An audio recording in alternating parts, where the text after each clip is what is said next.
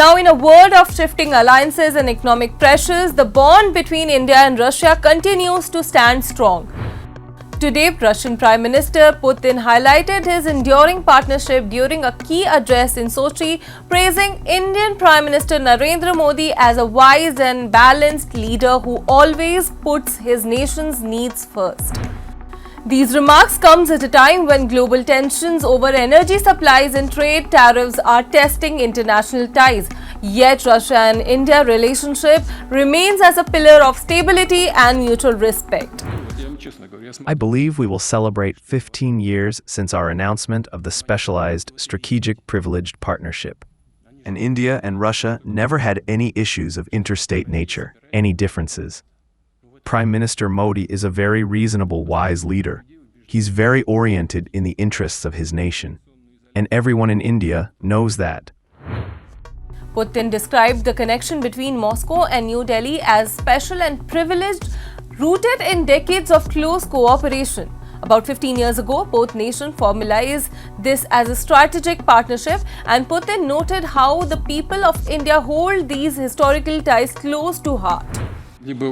Of course, the people of a country like India, believe me, will closely monitor the decisions made by the political leadership and will never allow any humiliation in front of anyone. And then, I know Prime Minister Modi, he himself would never take any steps of this kind.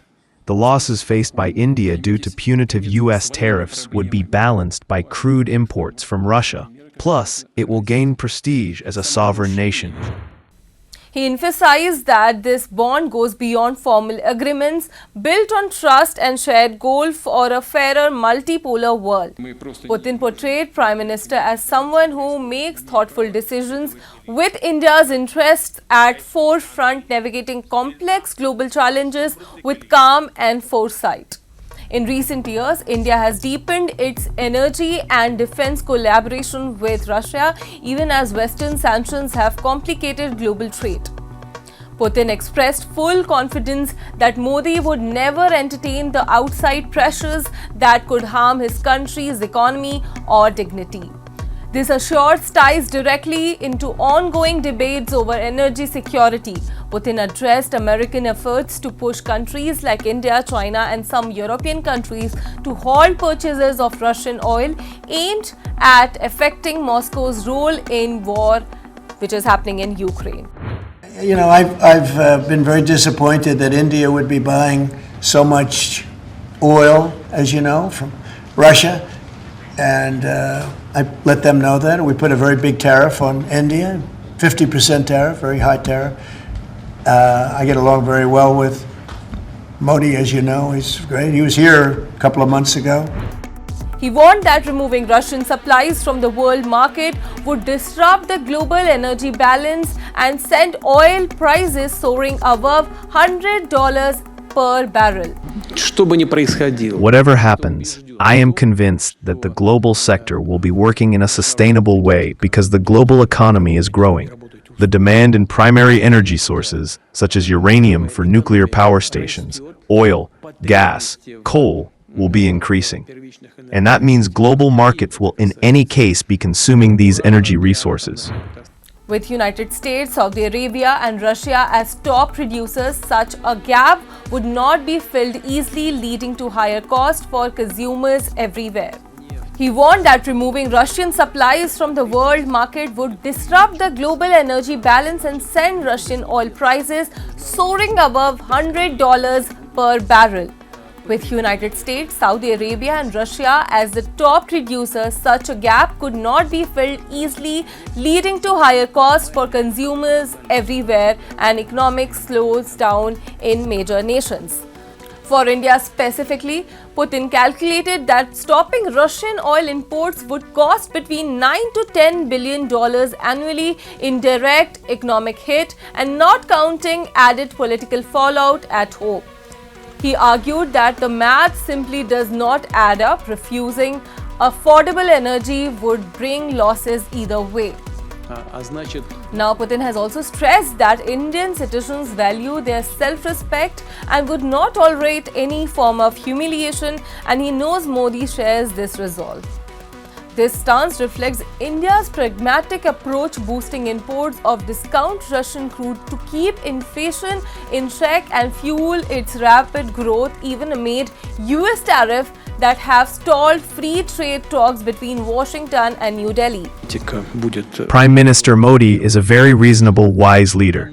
He's very oriented in the interests of his nation, and everyone in India knows that. So now our priority is to build effective, mutually beneficial trade ties. Trade turnover with India is 63 billion US dollars. So 1.5 billion people live in India. Now, these words gain extra weight against the backdrop of recent US actions. At the 80th United Nations General Assembly last week, Donald Trump labeled India and China as a key enabler of Ukraine war by continuing to buy Russian energy. Trump has hiked tariff on Indian goods, using them as leverage to demand charges in trade and foreign policy. Yet Putin countered that such moves ignore basic economics and could hit back at home as well, forcing that US Federal Reserves to keep interest rate high and risking a slowdown in America's own recovery. Amid these fictions, positive steps are underway to strengthen ties between Russia and India. Putin confirmed plan of his visit to New Delhi by end of this year, likely around first week of December. This marks his first trip since Ukraine's situation began in 2022. And I also am looking forward to my trip in early December, and I highly await my meeting with my dear friend, with our trustworthy partner, with Prime Minister Modi. This will be the 23rd annual summit focusing on defense deals, expanding deals to $100 billion by 2030 using local currencies, and joint projects in tech and healthcare. Ahead of that, Russian Foreign Minister Sergei Lavrov is set to arrive in India next month to iron out the details, which will cover bilateral issues. Regarding the oil question, I already answered it for your colleague, who also represents Indian media. But you phrased the question this way: are there any chances to salvage the economic partnership between Russia and India? It's not under threat, I have no doubt. No one is encroaching on it. And if someone were to take such steps, I'll say it again. The Indian Prime Minister and the Indian Foreign Minister have both explained that India chooses its own partners. If the US has a proposal for how to enhance bilateral trade between the US and India, they are ready to discuss the terms the Americans propose. But India is prepared to discuss trade, investment, economic, military, technical, or any other relations between India and third countries only with those countries in question. Lavrov's trip builds on recent high-level exchange, including Modi's visit to Russia last year and ongoing talks with Indian External Affairs Minister S. Jaishankar. As the global landscape evolves, the India and Russia's partnership offers a model of resilience. It shows how two nations can prioritize practical gain over ideological divides, ensuring energy flows, jobs stay secure, and voice from the global south could be louder.